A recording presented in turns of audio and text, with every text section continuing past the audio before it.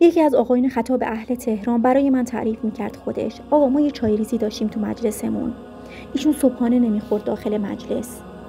بر اساس یه وسواس خاصی که داشت این چای نمیخورد. میگفتیم آقا من منزل میخورم، کار میکنم، خدمت میکنم، لب نمیزد.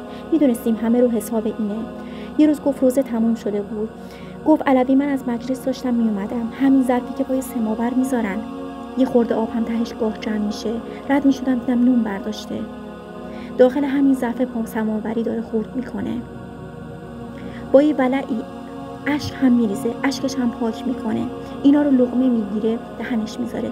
گفت کنارش نشستم، گفتم فلانی، نه به وسواسی که ما ازت خبر داشتیم، نه به اینجور نون خورد کردن و لقمه زدنه. گفت دست از سرم بردار. من دیروز یه اتفاقی افتاد، یه صحنه‌ای رو من دیدم، با خودم گفتم همون کاری که خودم میکردم درست بوده. پس روزه دیشب تموم شد، رفتم خونه‌ام، تو عالم رویا دیدم آمدم روزه.